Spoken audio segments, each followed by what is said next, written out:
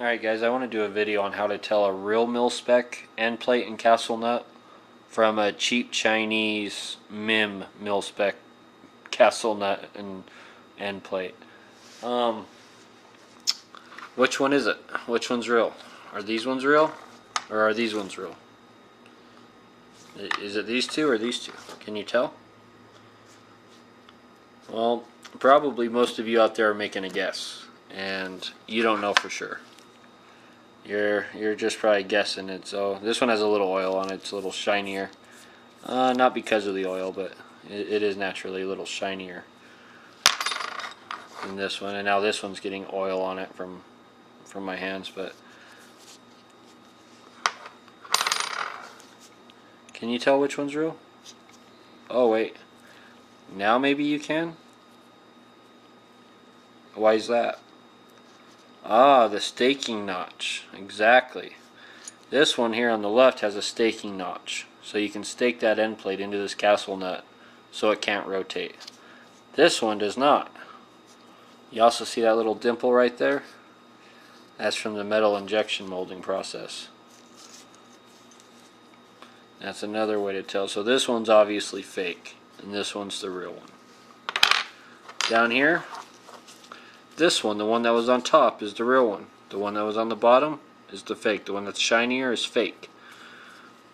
Kind of see the difference there, how much shinier. And see how crisp the lines are right here on the anti-rotate tab? On the relief for the anti-rotate tab, I should say. You see how these lines aren't near as sharp? There's even an imperfection up in there, up in this top left corner. If my camera will focus on that.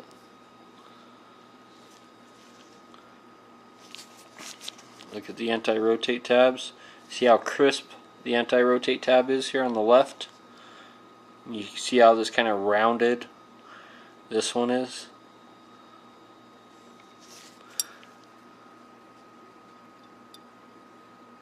You can tell up here on the key this one's more crisp. This one is not. They're both the same size. I mean, dimensionally, the mil-spec is just a hair slimmer right down through here. It's not quite as fat. And the mil-spec, maybe just literally a hair longer there. And as for the mil-spec, appears to be a hair thicker. The ring's actually just a hair thicker in diameter. When I hold them together, it appears, I doubt my camera's going to pick up this difference, but I can just kind of tell in the feel of holding them together like this that it is a little bit bigger. The notches,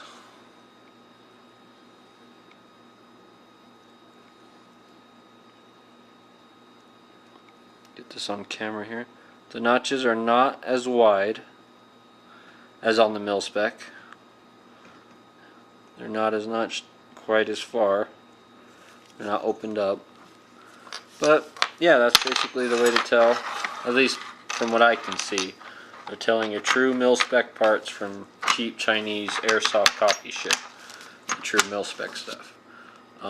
Is there anything wrong with these? Probably not. I mean, you might have some fitment issues. They fit one of my tubes just fine. I didn't check it on very many others. I knew as soon as I got it in the mail, oh, this isn't real shit, this is fake. So I haven't used it. I've just put this aside. And I want a real mil-spec castle nut and end plate. I'm not going to trust a MIM part. For all I know, this could just be like very cheaply cast, and I mean it could break. I haven't tried any stress testing or anything, but I don't know, it just feels cheap. You can just tell that it feels cheap. As far as weight goes, let's weigh these and see if there's any difference. Here's the cheap Chinese one. It weighs 16.19 grams. The mil-spec weighs 17.45. So the mil-spec is heavier. It means there's more material, more steel there. Here's the cheap Chinese end plate. 14.2 grams. And the Mil-spec